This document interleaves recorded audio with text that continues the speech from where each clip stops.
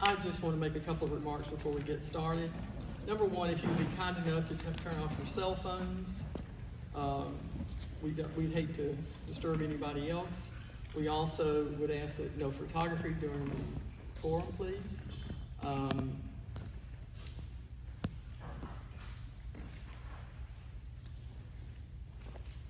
Don't look at me, Jonathan. If you want to move up so you can sit up closer, that's fine. And then we'll let the people that are late sit in the back. How's that? Okay. Good evening and welcome to the Candidates Forum. I'm Honey Vandekreek. I'm the president of the Tucker Business Association. I'd like to introduce Albert Still. Where'd he go? Oh, there you are. Albert is the president of Tucker Civic Association. I'd like to introduce our elected officials that are here this evening. If I miss anybody, please let me know. I'm going to start with Erwin Johnson, who's our tax commissioner. Bill Rosenfeld, who's already standing up, who's our city council for District 1. Noel Monfredini, who's our city council for District 2. Matt Robbins, District 2 city council.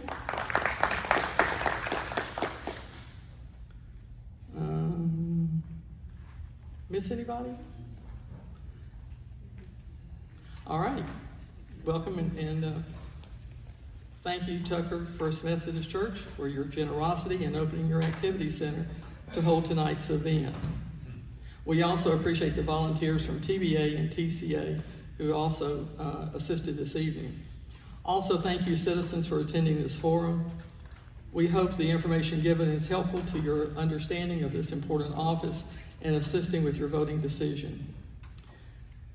We were supposed to have 8 candidates here this evening. I don't know what happened. The only one that I got a letter or an email from today was Adam Gardner, who expressed his condolences that he couldn't be here this evening. But thank you, all of the candidates, for your dedication to public safety and to the Dekalb County citizens. Each candidate received the rules previously. All timing will be strictly enforced. Otherwise, we'll be here all night.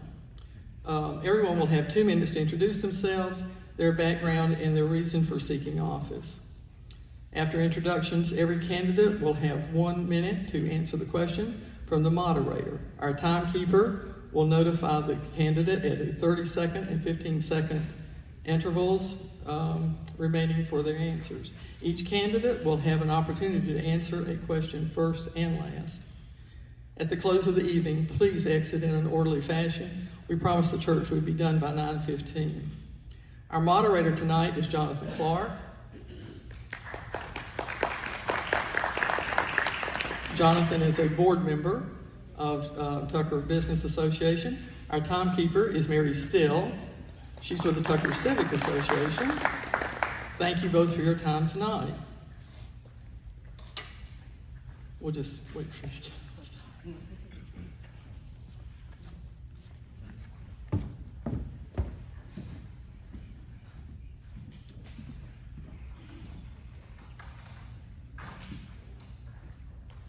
Getting better here. Okay. All righty. We'll begin with Albert Still leading us in the Pledge of Allegiance to the flag. Please rise and salute. I pledge allegiance to the flag of the United States of America and to the republic for which it stands, one nation under God, indivisible, with liberty and justice for all. All right, Jonathan, let the questions begin.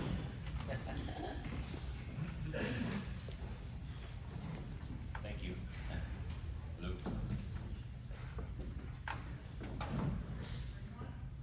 Is it off? No, it's not. I have the blue mic. It's green. Here we were just testing to see if you all were paying attention and awake tonight. So.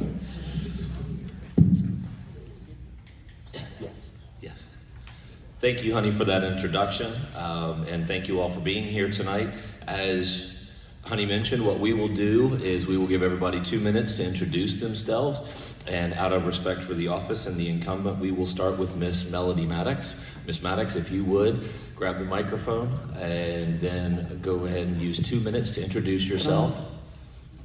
Sorry, I wanted to make sure that was on. So good evening, Tucker. I am your sheriff, Sheriff Melody Maddox, and I'm hoping that I can gain your support and your vote tonight to remain your sheriff. But let me tell you a little bit about me first.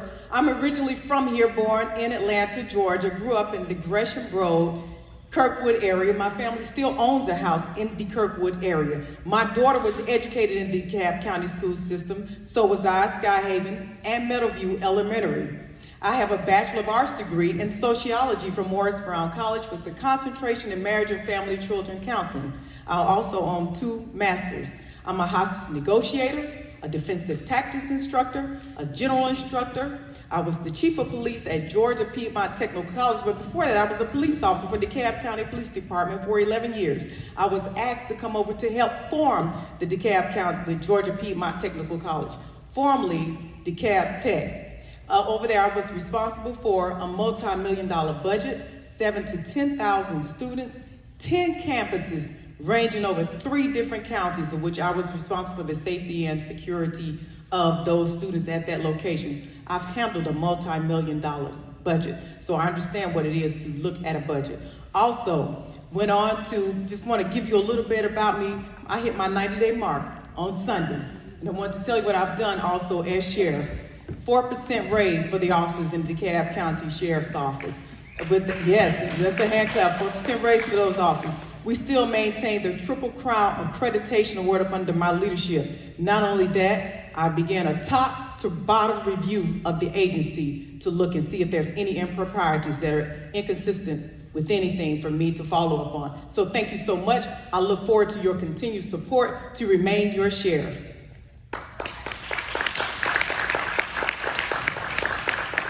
Thank you. At this time, we will go over to Ms. Champion, and we will work our way this way. Ms. Champion, if you would take 2 minutes to introduce yourself. Yes, my name is Miss Geraldine Champion. I've been with the City of Atlanta Police Department for 27 years. I started on foot beat, worked my way all the way up to homicide detective. Only 2 females in homicide detective. I have a degree in criminal justice. I have 17 years with the military, 273rd Military Intelligence. I was the chief interrogator of my unit, and I have a wall full of accomplishments. I saw a 2x4, I have a wall full of accomplishments. I have a son, he's the only helicopter pilot in Fulton County as we speak. So we are a law-abiding family. What I want to do in this sheriff department, I want to be a voice. I want to be a voice for some of the employees out there in that sheriff department. I want to be a voice for those inmates laying up in there looking at TV 3 months without even being tried or convicted. I have a place for them. I want to be a voice for all of you all taxpayers, to let you know where your money going. It's not going towards that jail. I would challenge each one of you to go and request an Open Record Act. They have to give it to you. And everything on there will let you know where your money going, who's spending it, and what they're supposed to be doing to get the money. Please think. Don't let people just tell you anything. Think about it. You are a taxpayer, and your money does not supposed to be in anybody's personal bank account. Thank you. Thank you, Ms. Champion, excuse me. Mr. Golden, if you will take 2 minutes and introduce yourself, please. Good evening, ladies and gentlemen. My name is Ted Golden. I don't want to talk about me. I want to talk about this great place we call home. We appreciate the fact that you guys have hosted this event, and thank you for taking the time out of your busy schedules to come here. You can go to my website and my Facebook page, tedgoldenforsheriff.com, to find out about me. I want to talk about this place we call home. DeKalb County is the most diverse county in the state. I love this county. I've lived here for 30 years. I've raised my children here. But like any other major metropolitan area, we have our challenges. I believe that citizens of DeKalb County working together can overcome any challenge. I think we can find solutions to senior care, youth engagement, sex trafficking, and gang violence, and yes, we can even find solutions to mental health. Let me say that again. I believe that we can find solutions to senior care, youth engagement, sex trafficking, gang violence, and yes, we can find solutions to mental health issues. I just believe that citizens of DeKalb County working together can overcome anything. Thank you very much. Thank you, Mr. Golden. Mr. Johnson, would you please take 2 minutes and introduce yourself? Yes, thank you all for having me, Tucker. My name is Antonio Johnson, and I am originally from Atlanta, Georgia. I've been a resident of DeKalb County for 25 years. My wife, I married into a family in DeKalb County that's been with DeKalb County for 120 years. I am a 34-year veteran law enforcement agent. I did 3 terms as the Fulton County Marshal. I just retired 62 days ago. I was with the Fulton County Sheriff Department 19 years. I managed over an $84 million budget. And when I was the Marshal, I was responsible for a $7 million budget. I'm a retired security forces member of the United States Air Force Reserve. I did 17 years as security forces, and my last 4 years in the Air Force, I was a first sergeant of Headquarters Air Force. I'm not looking for a job. I'm looking to make a change for some new leadership in the DeKalb County Sheriff Office. That's why I'm running. I believe that I'm that person that you all need as your next elected sheriff of DeKalb County. Thank you. Thank you, Mr. Johnson. Mr. Jones, at this time, would you take 2 minutes and introduce yourself? Yeah, thank you. Good evening, Tucker. Good evening, Tucker. Thank you. I'm Kyle Jones, and I'm running for sheriff of DeKalb County. I've served in law enforcement in this county for over 24 years. I started my service with the DeKalb County Police Department, and I was a true foot soldier. I earned my stripes by working for the Cobra Unit, which was a street-level robbery suppression team. We ran out criminal elements in the neighborhood that dealt with quality of life issues. I worked my way to detective, and I worked at various detective agencies, and I was made sergeant at a very young age with somewhere in the area of 5 years on at the police department. As a sergeant, I served in major crimes. I was the commander of the fraud and financial crime unit, and I was also a sergeant in internal affairs. I left the DeKalb County Police Department to further my career at MARTA, where I was the commander of internal affairs, also the public information officer. I then came to the DeKalb County Sheriff's Office, and I worked my way from the ground in that sheriff's office as a deputy, serving warrants on the street.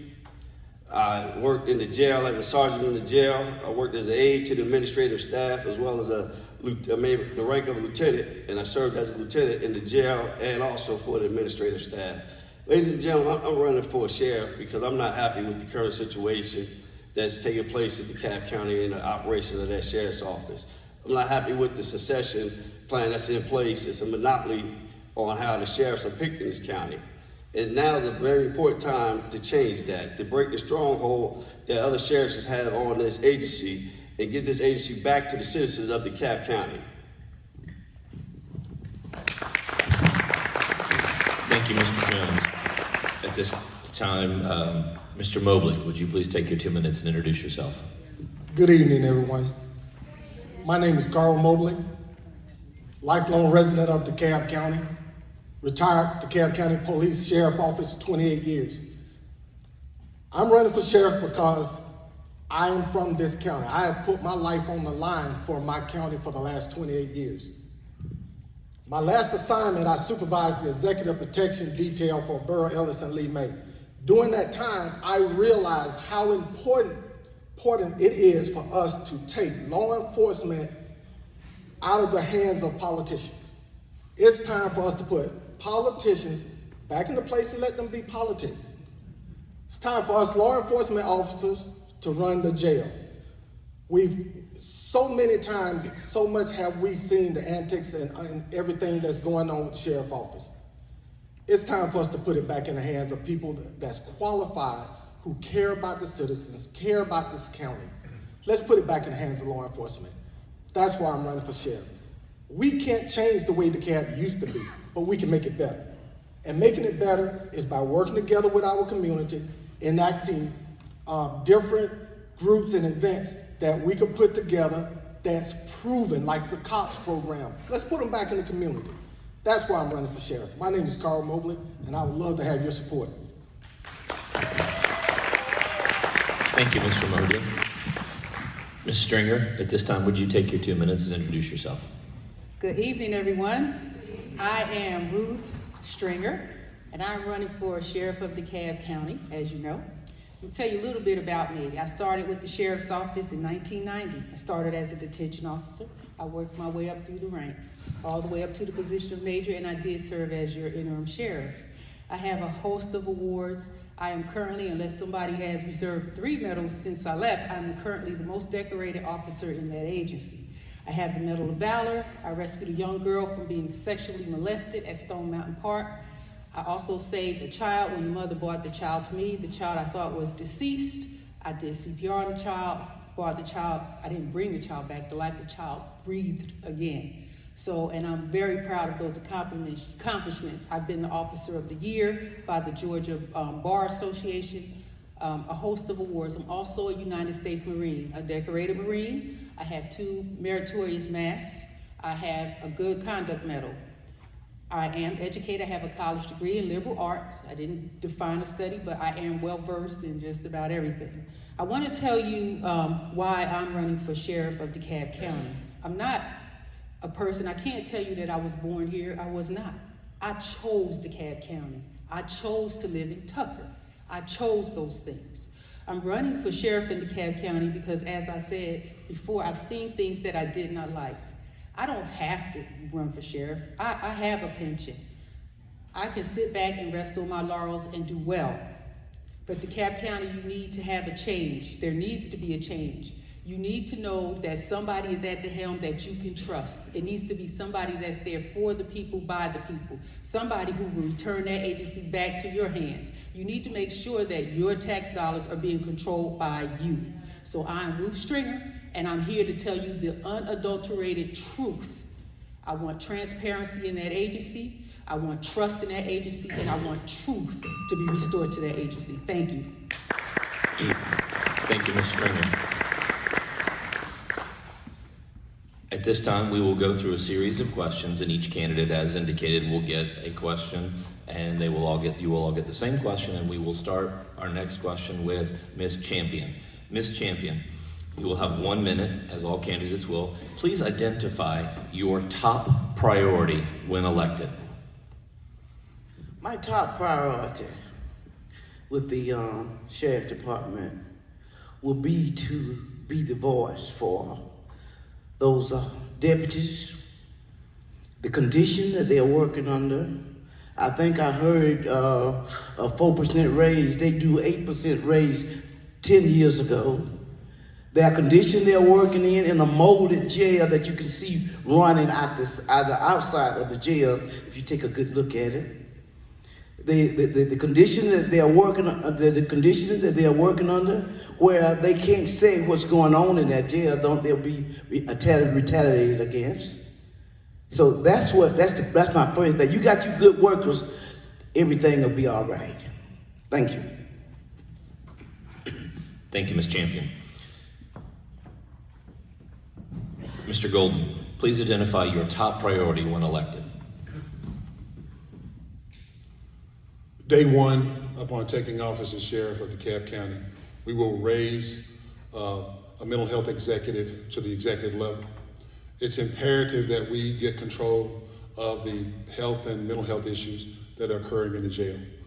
Bringing a mental health professional to the executive level who will report directly to me will allow me to get the information firsthand, which will hopefully be able to help us to understand and serve those folks who are suffering from mental health issues. It's imperative that at this time that we look at veterans and also folks who have mental health issues when they come into the jail so that we can better ascertain how we're going to handle their issues. Thank you. Thank you, Mr. Golden. Mr. Johnson, please identify your top priority when elected. My top priority will be to fill those vacancies. From my understanding, it's over 100 and something vacancies within the agency. We need to hire the detention officers and sworn deputies so we could increase the morale of the staff. That's very important. We need to have those vacancies filled because we need to run the jail, we need to execute the warrants, and we need to secure the courthouse. Thank you, Mr. Johnson. At this time, Mr. Jones, please identify your top priority when elected. My top priority would be to stabilize the agency. And what I mean by stabilizing the agency, to give the employees at that agency a livable wage. 4% equates down to $50 a pay period for those officers. That's really nothing to brag about. Order a forensic audit and look at the contracts and who they were awarded to and how they're being awarded and who the money is being issued to, excuse me. When I sit back and look at the current situation of the sheriff's office, everybody's talking about what they're gonna do, but they're leaving out the employees that are being overworked and underpaid. When I look at the budget from 2016 to 2018 for the administrative staff, it jumped $4 million. Those are pay raises that was paid to the command staff that worked on the former sheriff's campaign. When you look at the employees, the foot soldiers that are leaving there left and right in droves, the detention officers and the deputy, which are the lowest paid and are the ones that are doing the work, that's unfair. That process needs to be turned around and the money needs to be issued to the employees that are doing the work for that sheriff's office. Thank you, Mr. Jones. At this time, Ms. Maddox, would you please identify your top priority? Yes, I've already done it as sheriff, and it's about bringing trust back to the community, building a relationship that I've been doing over years. This isn't something that I have just started. But number two, also to address the improprieties. And if there's any other improprieties, I have an open door policy that anybody, whether it be the citizens or any other candidate, have anything they want to bring to me. And that is to continue to do what I have already started as of December 1st, what I said I would do. Start a top to bottom review of the agency, look at it, go line by line, and bring it to the attention. If there's anything that I need to bring in the GBI, whether it be the FBI, then I will bring them in. So it's about trust and addressing the improprieties that may be in there. Thank you. Thank you, Ms. Maddox. At this time, Mr. Mobley, would you please identify your top priority when elected? All right, let's be clear. We all know there needs to be an audit at the jail. So that's already established. Second off, we need to get with the commissioners and come up with a better comprehensive plan for our employees. As an employee, I was paying $1,200 a month for insurance and pension. That's unacceptable. Make no mistakes about it, the 4% raise was given across the board. That was given by the whole county. It wasn't just for the sheriff's office. It's time for us to get back to our employees and take care of the employees. We need to get with the commissioners, get a better insurance plan so we can start retaining our employees. We train them, other people take them. So we gotta start doing better with our insurance and our pension to retain our people. Thank you, Mr. Mobley. Ms. Stringer, at this time, would you please identify your top priority when elected? My main priority is the contract, but due to the timing of when we're going to take office, my top priority will be this pandemic that's approaching. The jail, if we're not already getting ready at the sheriff's office, and I haven't seen signs of movement, they need to be getting in place for what's getting ready to happen with this coronavirus. The CDC, everyone who has sent the warning bells out, we already know we have 2 cases in Georgia. We already know it's gonna hit. We need to have things mobilized in place for how we're gonna move people, what we're gonna do. I will set that plan down first and put it out to the citizens so that everybody would know what we're gonna do. It's not a matter of if it's gonna happen, it's a matter of when it's gonna happen. So based on the timing of March 25th, when I would take office, that would be my top priority. Thank you, Ms. Stringer. For our next question, Mr. Golden, what do you consider to be the biggest challenges facing the Sheriff's Department today, and describe your plan for correction? The greatest challenge that I feel is facing our Sheriff's Office today is accountability. It is imperative that we initiate a forensic audit so we can understand how things have been transpired over the years. It's also important that we bring in a panel of law enforcement professionals to examine the operational system that the sheriff has, according to how things are handled operationally, how we coordinate with local law enforcement agencies. That's imperative. Within 100 days, we'll get that report. The third thing we need to do is an internal audit. We're going to ask the county officials to come in and conduct an internal audit so that we know where all the monies have been spent and accounted for. There hasn't been an internal audit done since 2015. They've done reviews. So we definitely need to do an internal audit so we can account for how all the taxpayers' dollars have been expended. Thank you, Mr. Golden. Mr. Johnson, what do you consider to be the biggest challenges facing the Sheriff's Department today, and describe your plan for correction? Accountability is the first rule of leadership.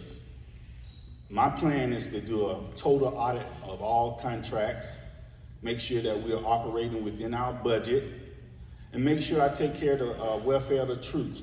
That's my first thing I would do once I'm elected as the new DeKalb County Sheriff.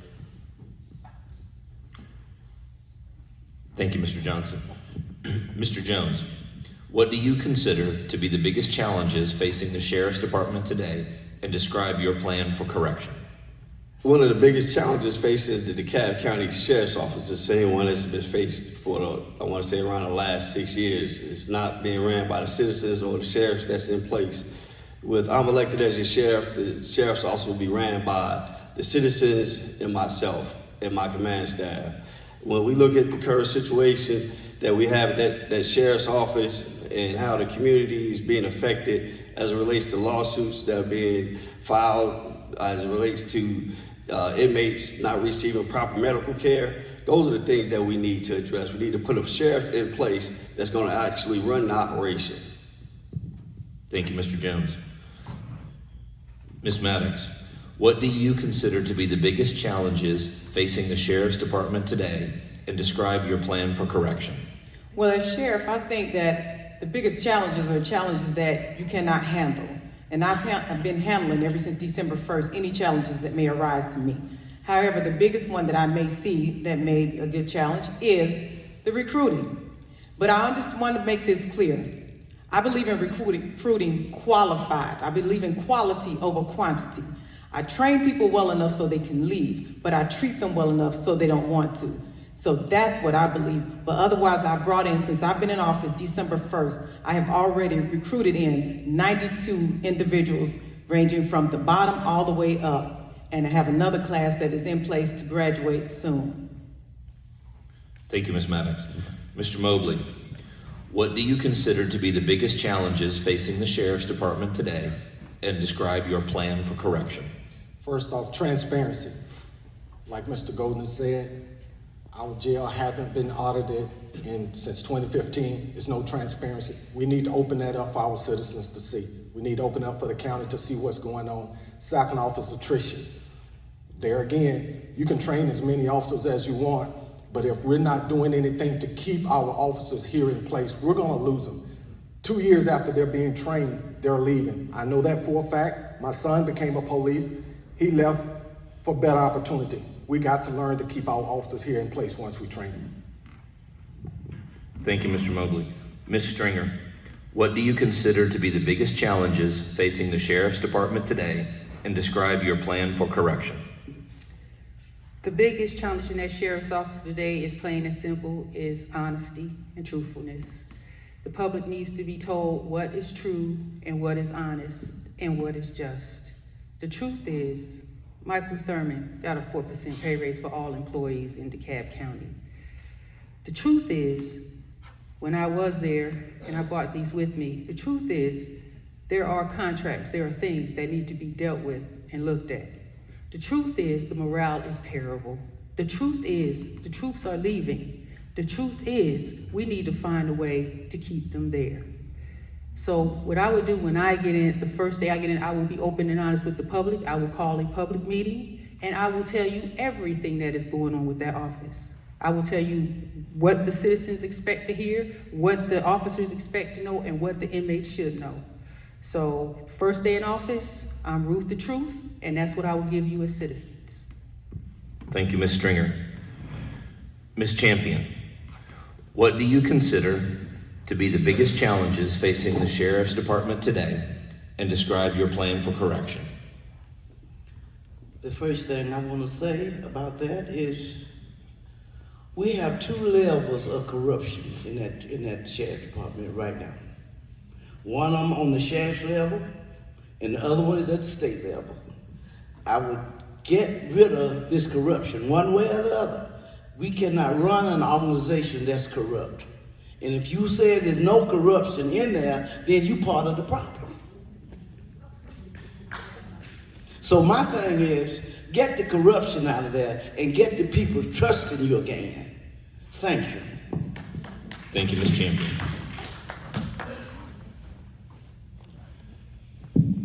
Our third question. Mr. Golden. No, I'm sorry. Please excuse me. Wow, my numbers got off a little bit. Yeah, it's Mr. Johnson. I do apologize. Mr. Johnson. The special election on March 24th is technically an interim position and will expire on December 31st, 2020. Given this timeline, which of your goals can be met, and how do you plan to meet those goals? Could you repeat that question? Yes, sir. Please? I will, and out of the sake of time, if you don't need me to repeat the question when I get to you, certainly you can just tell me and I will not repeat it.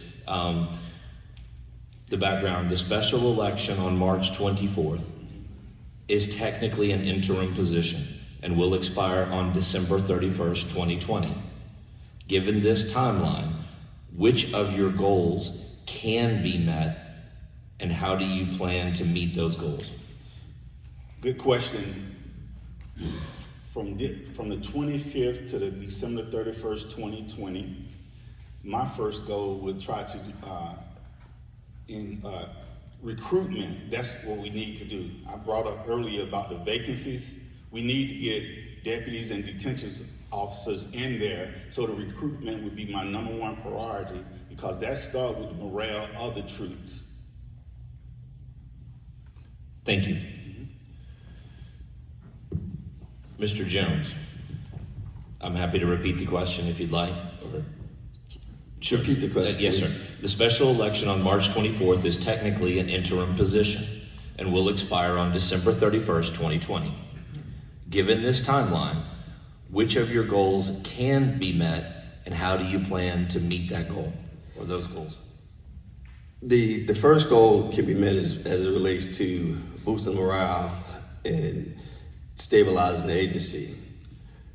The way I plan to meet that goal is by working with the rank and file, presenting a plan that will give them a career path where they can see a reason to stay at the agency, where they can clearly see that good work pays off. They won't be promoted based on who they know, but the service and commitment that they give to the citizens of DeKalb County. The second thing that I'll do is clean up the corruption. Have a thorough investigation done of all the improprieties that have taken place at that sheriff's office. Work with the FBI like I've done in the past and present evidence to the public, and if necessary, prosecute the individuals that are responsible for it. Thank you, Mr. Jones. Ms. Maddox, the special election on March 24th is technically an interim position and will expire on December 31st, 2020. Given this timeline, which of your goals can be met and how do you plan to meet those goals? My goals have already been met, and it was met when I took office on December the 1st. And that's that the agency operates in excellence, accountability, respect, trust, and transparency. As I said before, I have an open door policy. If anybody have anything that they need to see and come to me about, you please come to the office of 4415 Memorial Drive or 4425 and talk to me about it. As far as the community relations I've already built with the county commissioners, as well as Congressman Hank Johnson, so all of my goals have already been met. Thank you, Ms. Maddox. Mr. Mobley, the special election on March 24th is technically an interim position and will expire on December 31st, 2020. Given this timeline, which of your goals can be met, and how do you plan to meet those goals? First off, you need to go around and meet with all your employees. You need to go to each roll call and actively engage your employees. Without doing that, you have no idea what you have in that jail. That's gonna be your first thing. Second thing you do, you go and meet with the county commissioners. There again, we come up with a better plan that's gonna retain our employees. Third, you go and meet with the inmates. You try to walk your floors. You try to walk that jail and see what you have going on. That's going to be the way you clean up that jail. Thank you, Mr. Mobley. Ms. Stringer, the special election on March 24th is technically an interim position and will expire on December 31st, 2020. Given this timeline, which of your goals can be met, and how do you plan to meet those goals?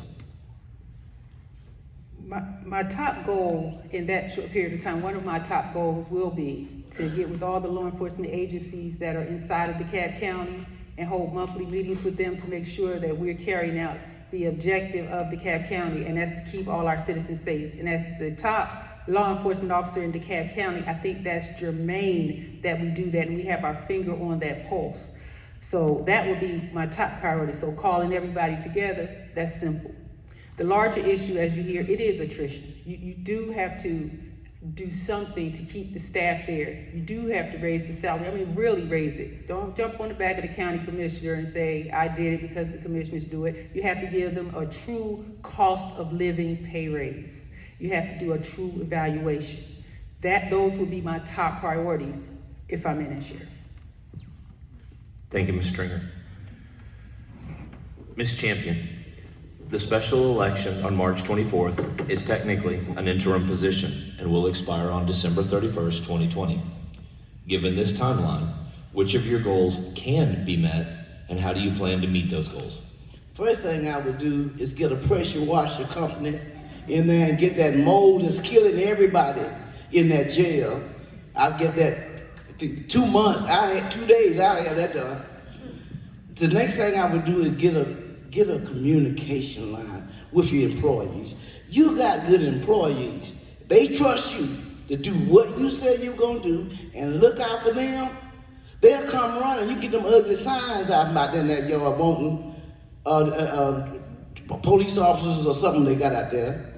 You got to have a good relationship with your employees. If they trust you, they will do a good job. That's all I got to say about that. Thank you, Ms. Champion. Mr. Golden, the special election on March 24th is technically an interim position and will expire on December 31st, 2020. Given this timeline, which of your goals can be met, and how do you plan to meet those goals? Within the first 100 days, we will raise a mental health professional to the executive level. We'll meet with every employee within 30 days. We're going to get all the law enforcement heads. We're going to, obviously, I said earlier, we're going to do the internal audit. We're going to do the forensic audit. We're going to have a panel of law enforcement professionals do an operational audit. We're going to get those reports, and then we're going to form a citizens advisory council, a youth and young adult advisory council, and an employee advisory council. Then we're going to report that information that we gleaned from those committees to those advisory councils as well as the public. We're going to come up with a plan of action. See, it's okay to find out what the problems are, but you got to figure out how you're going to solve those problems. So we're going to give that to the community and the advisory councils and ask them for recommendations and come up with solutions to those issues. It's very important that we listen because we're doing a lot of talking. You have to listen to the folks at the lower level so they can give you the answers that you need. Thank you. Thank you, Mr. Golden.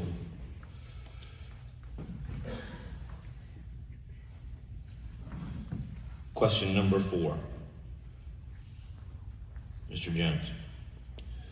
Budgets and transparencies are important to taxpayers. Would you object to an audit? Also, please describe 3 fiscal priorities for the Sheriff's Department. As it relates to audit, I wholeheartedly would agree with having a audit. The fiscal priorities of the Sheriff's Office as it relates to the budget is one, is to make sure that the inmates receive proper and adequate medical and health care. 2, to make sure that the budget adequately pays for the employees' salaries.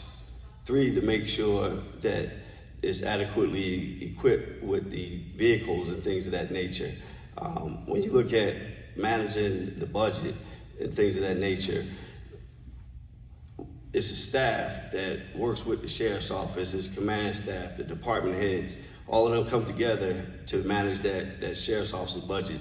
A CPA puts that budget together and the Sheriff oversees that budget. I'm gonna continue to work with the command staff, the CPA that's there, in order to provide you a good quality service as it relates to that budget.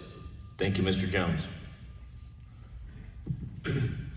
Ms. Maddox, budgets and transparency are important to taxpayers. Would you object to an audit? Also, please describe the top fiscal priorities for the Sheriff's Department. Absolutely not. I will not object to an audit. Matter of fact, an audit is done by the DeKalb County Board of Commissioners. They actually go in and look at that audit. As I stated before, I am responsible for handling the multi-million-dollar budget at Georgia Piedmont Technical College. So I'm familiar with the budgets. And as far as the infrastructure you're looking at for the budget fiscal priorities, you're looking at infrastructure. Money goes, a part of it goes towards the infrastructure of the building. We'll look at the medical as well as supplies. And there are other items that are there for the inmates that are needed. But I do not have a problem with an audit. And I make sure that when that budget is done by the CPA, yes it is, but I give oversight to that to make sure, and not only that, I get with my county commissioners and others at the DeKalb County to make sure that budget is in place and that we are doing everything. We want to make sure that we're good stewards of your taxpayers' money, and that's what I want to make sure that I continue to do as your sheriff. Thank you, Ms. Maddox. Mr. Mobley. Budgets and transparency are important to taxpayers. Would you object to an audit? Also, please describe the top 3 fiscal priorities for the Sheriff's Department. I would not object to an audit. Of course, we all know there needs to be one and it needs to be done annually. Second off, I would go in once again and work with my employees to see what it's gonna take to retain them. Third, we need to start partnering with the DeKalb County Police Department. We send our deputies off to be trained at other agencies. Why not split the money with the police department? We keep half, the police department keep half. That's keeping money inside of DeKalb County. We giving other counties our money to train our deputies. Once we're doing that, our deputies are more able to start responding to 911 calls, also being on the street, more visibility for the communities, and better trained officers. We need to look at our courthouse. We need to look at the training that we have in the courthouse with our officers. That would be the very first things we do. Thank you, Mr. Mobley. Ms. Stringer. Budgets and transparency are important to taxpayers. Would you object to an audit? Also, please describe the top 3 fiscal priorities for the Sheriff's Department. No, I would not object to an audit. As a matter of fact, I would demand an audit within the first 30 days. My top 3 priorities, one would be capital improvement as it relates to the budget. You know, we all have to remember that courthouse, they have a new set of apartments across the street from the courthouse, which now puts it in range where snipers and things like that can sit. So we need to update that courthouse and the security level at that courthouse. The infrastructure of that jail, I don't have to tell you about the mold, the rodents, the things that happen at that jail, that all needs to be updated. Someone mentioned the medical contracts, the dental contract, all the contracts dealing with inmate health care, they all need to be looked at. All those things are fiscal, all those things need to be dealt with. We also need to deal with the officers and their salaries. I can't express enough how important it is that we bring the officers' salary up to a rate that they would want to stay with the sheriff's office. Thank you, Ms. Stringer. Ms. Champion, budgets and transparency are important to taxpayers. Would you object to an audit? Also, please describe the top 3 fiscal priorities for the Sheriff's Department. I wouldn't go into any kind of business except a $90 million business that somebody messy left without an audit. Yes, it's to protect yourself. Is something wrong with anybody to go into a $90 million contract and won't ask for an independent audit? There's something wrong with that. It can be fixed. It can be fixed. But it can be fixed with clarity and honesty. And that can be fixed very easy.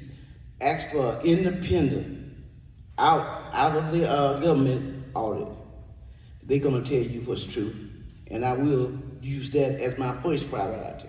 That would be my first priority. Because if not, whatever went wrong in there before can be put on you. That's just common sense. That's just common sense. You need to use that. Thank you, Ms. Champion. Mr. Golden, budgets and transparency are important to taxpayers. Would you object to an audit? Also, please describe the top 3 fiscal priorities for the Sheriff's Department. I've said before, we'll welcome an audit, especially an internal audit. We need to follow it up with an external audit. The jail consumes 70% of the budget for the sheriff's office. It's imperative that we be open and honest about how those funds are being expended. Therefore, we will post the audit or the financial responsibilities of the sheriff's office every 6 months for the first 2 years. So everybody can look to see how the monies are being expended. Given that the budget, 70% of the budget goes to the jail, that is where we need to look at any deficiencies. Those deficiencies need to be corrected within 6 months. Because, like I said before, they currently do a review. A review is not an audit. So in order for us to accomplish the goal of being transparent to the citizens, it's important that we be open and post that information online. Thank you. Thank you, Mr. Golden.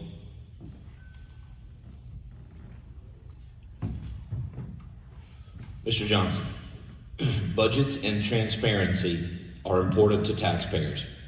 Would you object to an audit? Also, please describe the top 3 fiscal priorities for the Sheriff's Department. Transparency, being upfront and ethical is, you need to be clear about that. So I will not object to an audit. I will really encourage a bi-monthly audit because you're dealing with a multi-million-dollar budget annually. My top priorities are to clean up the jail, make sure it's operational, and secure the courthouse because the courthouse is very important also. But my third thing is I need to take care of my troops. And I keep going back to the troops because I'm a former first sergeant at Headquarters Air Force. And if we don't have the troops and we don't take care of the troops, then we cannot take care of the jail or the courthouse. Thank you, Mr. Johnson. We're at the halfway point. We will take 4 more questions. Question number 5, and this will be for Ms. Maddox. In your opinion, do we have enough personnel to support your goals? Do you have a plan to retain current staff and attract quality new hires? Yes, as I said before, and it goes back to what was stated, that we don't cooperate or collaborate with the DeKalb County Police Department. We actually do. I am an instructor. I'm a defensive tactics instructor. So I teach classes as well at the agency. And my plan is that we always do, what we're doing is recruiting. Remember, I believe in quality over quantity. I will do a disservice to the citizens of DeKalb County if I recruit individuals that are not qualified, and I mean highly qualified, or have the skills that are necessary to work in that jail. So I'm personally going out, I'm doing the recruiting, I'm also doing the training, and any additional training above that is actually they go out for training, or we send them over to DeKalb County Police Agency for site or other agencies that we're able to send those individuals out to for training. But as far as the shortness is concerned, we're all competing with other agencies as far as shortness is concerned, but it is about quality. Thank you, Ms. Maddox. Mr. Mobley, in your opinion, do we have enough personnel to support your goals? And do you have a plan to retain current staff? And how would you attract new quality hires? No, we do not have enough employees. We all know that. Attrition have hit all of us. Second, I've been a DeKalb County police officer. I've trained very little. I've been on the SWAT team. I've trained very little with the sheriff's office. Now, I'm not saying they didn't work together. Don't get me wrong. I'm saying we need to utilize the training facility more. We need to save that money inside of DeKalb County. We need to go to some of the other jails. We need to look at what they're doing. We need to raise our pay level that's going to be equivalent to some of the other jails that's taking our employees. We need to look at better incentive that's going to keep our employees, even if it comes down to feeding them lunch one day a week. We got to start doing other things that's going to retain our employees, along with the better benefit packages. Thank you, Mr. Mobley. Ms. Stringer, in your opinion, do we have enough personnel in the sheriff's office to support your goals? Do you have a plan to retain staff, and how would you attract quality new hires? No, we don't have enough personnel in the sheriff's office to meet my goals that I see for the sheriff's office. To attract new personnel to the sheriff's office, we're gonna have to do a complete paradigm shift. We're gonna have to make people feel like when I went to the sheriff's office, this is the place, this is the top agency in the country. This is where you wanna work. When men and women decide they wanna put on a blue uniform, they're putting that on because they want to mean something to somebody. They want to feel proud of what they're doing. And let me be clear, nobody on this table, on this panel, can decide who becomes a detention officer or a deputy sheriff. That's up to post. They decide the quality of the officers in the agency. So once we get these people in order to keep them there, we need to reward them at every level. We need to, when they have a successful moment, we need to ring the bell. People like to feel like they're appreciated. In Tucker times, the Dunwoody Press, we need to see our officers at all times getting due respect. Thank you. Thank you, Ms. Stringer. Ms. Champion, in your opinion, do we have enough personnel in the sheriff's office to support your goals? Do you have a plan to retain current staff, and how would you attract quality new hires? Strangely enough, I've already started getting my administrators together. People that I trust, and people know what they're doing, and they're not corrupt. And then the staff that, as I told you, I've been under people. I've worked on them. If you treat a person right as bad as people need jobs now, they'll stay with you. They do volunteer work for you. So if you don't treat your staff right, one of the deputies told me that when it comes to promotion, he's been out 11 years. Some young lady came in, been there 9 months, and she got in a room with one of the upper echelons, and she got promoted before he did. He had been there 12 years. Figure that out. Thank you, Ms. Champion. Mr. Golden, in your opinion, do we have enough personnel in the sheriff's office to support your goals? And do you have a plan to retain current staff? And how would you attract quality new hires? No, we don't have enough, and obviously recruitment and retention is a very important part of that process. I have a 2, 5, and 10-year plan that's too long to roll out to you, but to use myself as an example, after 34 years of law enforcement experience, I'm blessed to have 3 sons who tote badges and guns. 2 are federal agents, and 1 is a captain right here at the Dekalb County Police Department. I didn't recruit them to become law enforcement officers. They decided to follow me in the profession because they see how I responded as a law enforcement officer. We first have to lead by example. We also need to start using some of these entry-level positions to pull in people before they get old enough to become law enforcement officers. 911 operators, technical people who do crime scene investigations. We can do that. The other thing we got to do is to join with the DeKalb County Police Department and upgrade your training facility and train them right here in DeKalb County. My purpose here is to recruit law enforcement officers to live, work, and play in DeKalb. We want them to join PTA. We want them to be assistant coach at the football field. We want them to park our DeKalb County squad cars in the residences here in DeKalb County so we can have intervention right here in place, okay? Thank you, Mr. Golden. Mr. Johnson, in your opinion, do we have enough personnel in the Sheriff's Department to support your goals? Do you have a plan to retain current staff, and how would you attract quality new hires? No, we don't have enough staff, but however, over the last 12 years of me being a law enforcement agency head that I was responsible for, it's a smaller agency, less than 100, but I had a 0 vacancy rate over 12 years. And how I did it, I continuously recruited.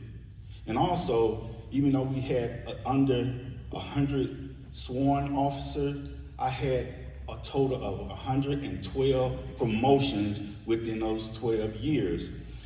The way I did it, I sent 3 people to the FBI National Academy. If you're a lieutenant and above, you had to go to chief school. And if you was a sergeant, you went to the FBI lead school. So that's how I encouraged them to stay, and I encouraged them by promotion. Thank you, Mr. Johnson. Mr. Jones, in your opinion, do we have enough personnel in the Sheriff's Office to support your goals? Do you have a plan to retain current staff, and how would you attract quality new hires? No, we don't have adequate staffing at this time to be able to sustain the goals that I would want to put in place at the Sheriff's Office. The staffing levels are critically low. What I would do to recruit more staffing for the Sheriff's Office is recruit from the high schools, the colleges, the vocational schools, work with the high schools to bring about the youth to come out here and police their own community. I'm in agreement with some of the actions and the programs that my opponent, Ted Jackson, would like to put in place as it relates to getting the police off the community, putting the deputies in the community to live, work, and play here. Because when you live, work, and play here, you have more of a commitment to the public and to the people. I lived here, I worked here, and I played here, and I raised my kids. They all went to school in the same area that I worked in because I served honorably. Thank you, Mr. Jones.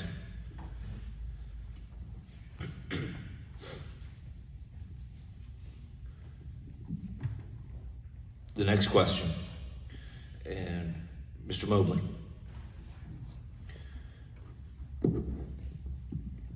In your experience in public safety, please describe your most challenging situation. What actions did you take to resolve that challenging situation? Do you really want me to give you my most challenging situation out of 28 years of putting my life on the line? Okay. The community has asked the question, so I feel obliged to present them as... One of the most challenging situations is being in a shoot situation and not shooting someone that you did not have to take a life. Being able to talk someone out of a gun situation without pulling that trigger meant more to me than anything. Knowing that I had the snap of a finger to take somebody's life and didn't was the most challenging situation. Thank you, Mr. Mobley. Ms. Stringer, in your experience in public safety, please describe your most challenging situation and what actions did you take to resolve that situation? The most challenging situation for me was when I had a chance to serve as interim sheriff and only had 40 days to correct some wrongs. In this folder are those 40 days. What I did, I put policy out, I made changes, I refused to sign certain contracts. So they're all here. That's what I did then. What I'm doing now, that was challenging for me, but what I decided to do to fix that was to run for sheriff myself. So that when I fix it this time, when I make those changes will stick. And no one will be able to come back and put the system back in place the way it was. It'll be to the benefit of the taxpayers, and the citizens, and to the benefit of the inmates. Thank you, Ms. Stringer. Ms. Champion, in your experience in public safety, please describe your most challenging situation and what actions did you take to resolve that situation?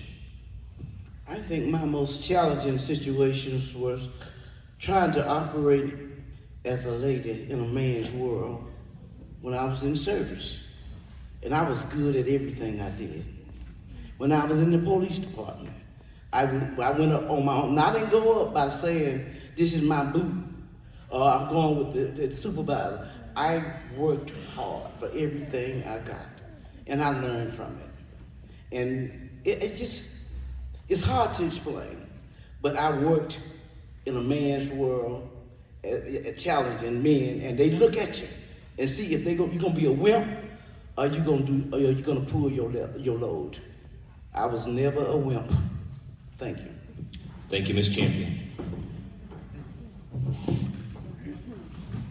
Mr. Golden, in your experience in public safety, please describe your most challenging situation. What actions did you take to resolve that situation? My most challenging situation in law enforcement was managing 2 closed surveillance systems across 21 cities and 4 states. Being the central point of getting the information out and making sure people were able to comprehend what they needed to do. I had to figure out a way to make sure that in each state there was someone trained to help them to access the information. I went from having to download all that information to actually being able to control everyone's system from Atlanta. So the answer was real simple. I brought those folks in, I gave them instructions. In some instances, I made it real simple for them. Your password's the last 4 digits on your phone number. That way I didn't have to fix that.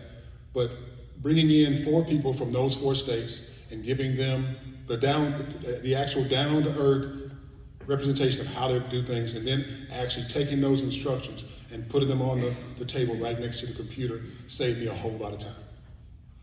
Thank you, Mr. Golden. Mr. Johnson, in your experience in public safety, please describe your most challenging situation and what actions did you take to resolve that situation? I had many, but the one that most of y'all probably would know about, it happened on March 11, 2005. I was a major over administration for the Fulton County Sheriff Office. I saw one of my troops get shot by Brian Nichols.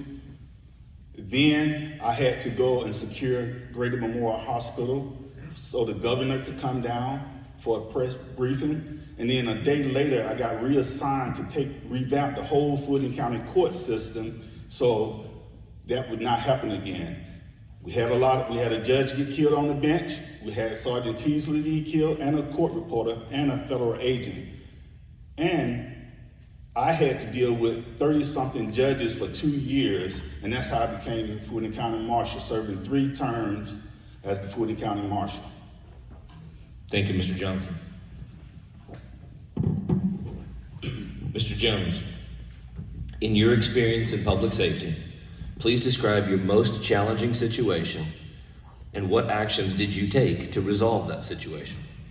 During my time in public safety, I say my most challenging situations was working internal affairs, investigating other officers and employees of the agency, maintaining integrity, removing unfit personnel from service, and also making sure that officers were accountable. It's never hard to investigate your own when people take an oath and they're sworn to protect and serve the public. And it was very tiresome and very hard at times to investigate and prosecute individuals that I knew and I worked with and I knew their families. But it's always easy to do the wrong thing, but sometimes it's hard to do the right thing. And I always do the right thing. Even if it means I stand alone by the end of the day, I'm gonna do the right thing. So that was my most hardest thing, is serving and investigating my own, but delivering quality results to the citizens of DeKalb. Thank you, Mr. Jones. Ms. Maddox, in your experience in public safety, please describe your most challenging situation and what actions did you take to resolve that situation? My most challenging situation was when I was the chief of police at Georgia Piedmont Technical College, at which time I had an issue with the fact that a lot of the students could not go do their practicums because they were not able to get their background checks done. So what did I do? I implemented the program, the background check program. I was the terminal agency coordinator, which meant the students did not have to go off site. They could now come to the police department, have their backgrounds ran, get the response right then and there, and take that information back so that they can make sure they get to their practicum, whether it was student teaching or nursing. Also, it generated a small revenue for the school. Thank you, Ms. Maddox.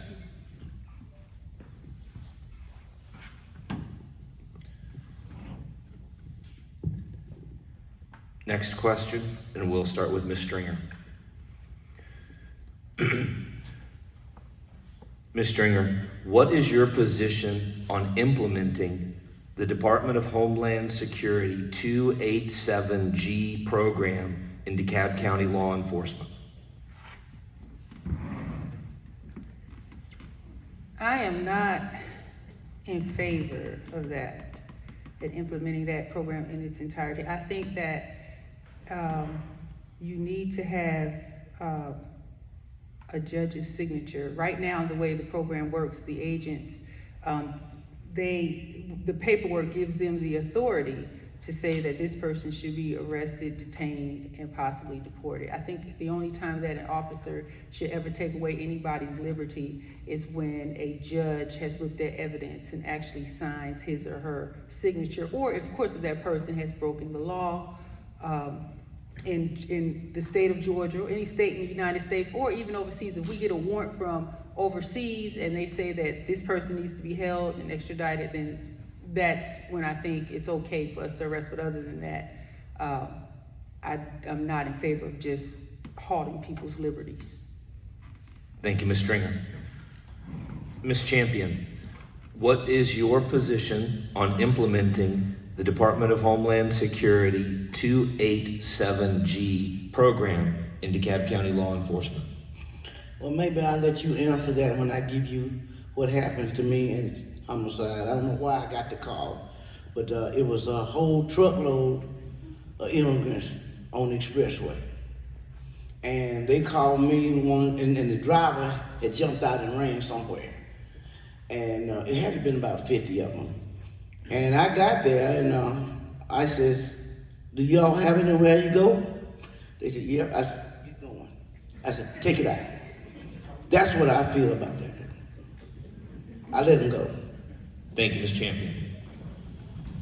Mr. Golden, what is your position on implementing the Department of Homeland Security 287G program in DeKalb County law enforcement?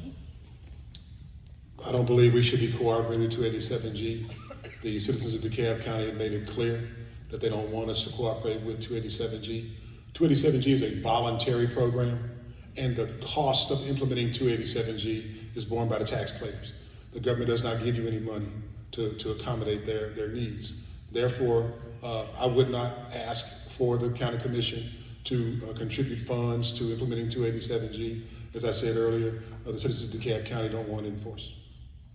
Thank you, Mr. Golden. Mr. Johnson. I'm sorry, guys, my voice is failing me. What is your position on implementing Department of Homeland Security 287G program in DeKalb County law enforcement? I would not implement that. And be real clear. I'm not going to take up a minute. If you don't have a warrant, if you haven't committed a crime, if you don't have a judge's signature for a bench warrant or anything like that, I would not be in support of that. Thank you, Mr. Johnson. Mr. Jones, what is your position on implementing the Department of Homeland Security 287G program in DeKalb County law enforcement? I'll be totally against that program. My stance is if they don't have local charges, they haven't committed a felony in DeKalb County or a misdemeanor or in the surrounding states or in the United States of America, we will not be detaining them in DeKalb County Jail. Thank you, Mr. Jones. Ms. Maddox, what is your position on implementing Department of Homeland Security 287G program in DeKalb County law enforcement? As of now, as the sheriff, we do not participate in that, and I do not see it being implemented. And if it's not a warrant that's established and signed by a judge, we will not participate and implement that into the DeKalb County Sheriff's Office. Thank you, Ms. Maddox. Mr. Mobley, what is your position on implementing the Department of Homeland Security 287G program in DeKalb County law enforcement? I'm not for it. As of between 2018 2019, DeKalb County has not been a part of that implementation, and that is a form of racial profiling, and I'm not for it. I have been profiled. Thank you, Mr. Mobley. Last question, folks. Okay? At this point, what we're going to do is we're going to go from we are missing a candidate, so we're a little bit out of order, but we'll start again on our left and we'll go to our right. Everybody's had a chance to answer the question first and last. So, Ms. Champion, at this point, if you would please tell us if you support a plan for education and or job training for nonviolent inmates, and do you believe this would reduce recidivism?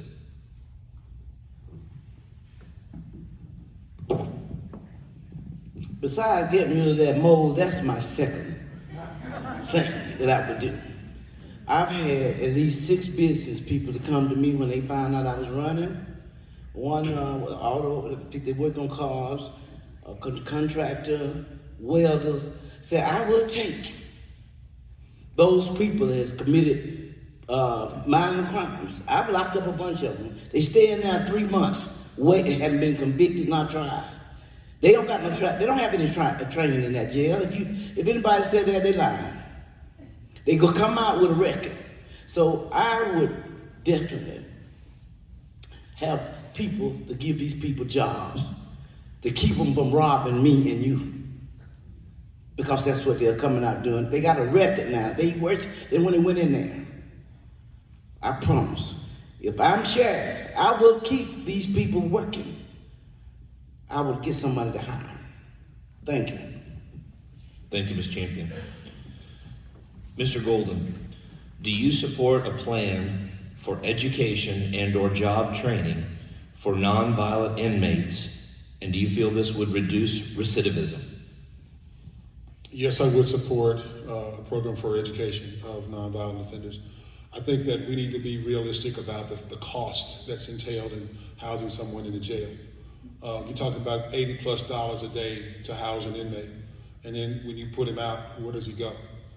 We need to find ways of investing monies to keep them from recidivating, to help them with a place to live, job training if they need or a job, and also to deal with their addictions if they have any. We know that a large percentage of our inmates are also addicted to drugs.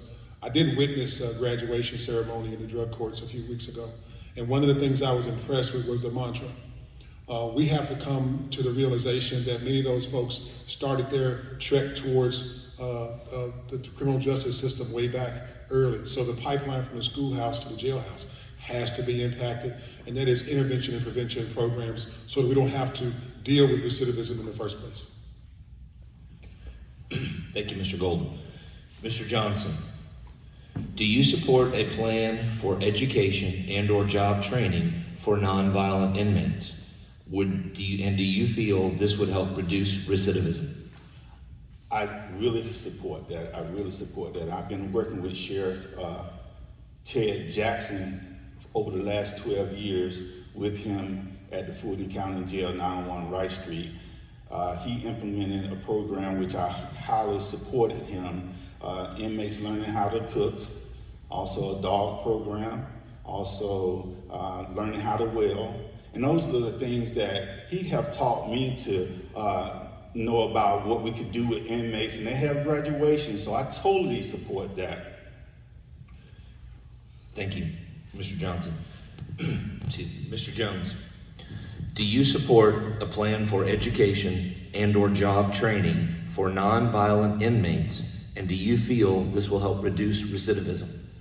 Yes, I do. I wholeheartedly support that. It's my philosophy that education and economic development is a direct correlation to crime. When individuals know better and are taught better and have better opportunities, they'll do better. I want to utilize my relationships as a union representative with the labor unions here in DeKalb to create apprenticeship programs similar to the ones they have now currently at the sheriff's office, but to teach them heat and air. Also to implement some type of job program where the sheriff's office where individuals can come to the sheriff's office and they can be seen as a resource center and not just a detention center. A resource center that will find jobs and job training to make them more productive. I want to work with a faith-based organization, the Chamber of Commerce, to create jobs in the community for these individuals.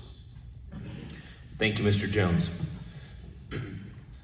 Ms. Maddox, do you support a plan for education and/or job training for nonviolent inmates, and do you feel this will help reduce recidivism?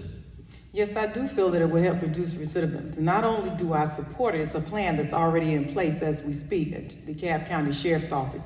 We have a welding program that consists right now, we're on our second class of 10 students, 7 males and 3 females. Our first class is graduating in June. Not only that, we have a dual cohort where they can get their GED in addition to their welding certification. Once released, we've already partnered with agencies outside in the community, which will allow them to come out and go straight into a job, averaging at $30 to $35 an hour. So yes, I do believe in it, and that's just one of the programs that we have started with others that's coming on board with coding and, like you said, heating and HVAC, but that's later on. But right now, we do have a program in place, and we're very proud of it, and look forward to making the DeKalb County Sheriff's Office the model agency for justice reform. Thank you, Ms. Maddox. Mr. Mobley, do you support a plan for education and/or job training for nonviolent inmates, and do you feel this will help reduce recidivism? I do support it, and of course I do feel like it would, but we also need to partner with other departments, other agencies, and we also need to bring a job corps to DeKalb County. City of Atlanta have a job corps. It's one thing to tell people, yeah, we're gonna support you and we're gonna get you trained, but once they get out, they really have nowhere to go. We need to implement a job corps for DeKalb County, and we need to partner with people like MARTA, who's gonna help us get our people to and from these locations. A lot of them don't have adequate transportation. So we gotta do more than just saying we're gonna put them in the class. A lot of them get out, they don't have adequate transportation. We need to partner with people like MARTA and Uber to get some of these people to and from these places to get them on their feet. Thank you, Mr. Mobley. Ms. Stringer, do you support a plan for education and/or job training for nonviolent inmates, and do you feel this will help reduce recidivism? Yes, I do support the program. I was there when the former sheriff implemented the welding program, and he did a great job putting that in place, and I think it's very productive. I also believe, in speaking to the inmates, that there are a lot of those young men who already have high school diplomas who really want a higher education. And I think that we need to look at somehow getting them into online studies. We need to have time set aside, partner with some of these colleges and universities, get them on a trajectory to earning an associate's degree and then maybe a bachelor's degree. Everybody's not good with their hands. A lot of people prefer to use their minds. Just because these folks were in a situation that landed them in an unfortunate situation where they're incarcerated does not mean that we should subject them to a life of, you know, either the welding or dog grooming or something like that. So I think that, yes, I am all in favor of it, but I think we need to think really broad when we start talking about moving people's lives forward. Thank you, Ms. Stringer. At this time, while Honey is walking up, could we give all of our candidates a round of applause?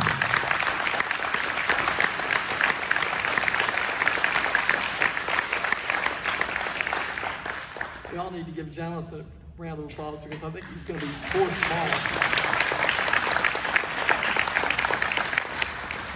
Wow, we got done really early. I'm surprised. We were expecting to be here until way after 9 o'clock. I truly appreciate you all coming. I really appreciate all of you coming. I hope that I think that the information that you have given to our audience here tonight has helped them to make a better and more informed decision on your vote on March the 24th.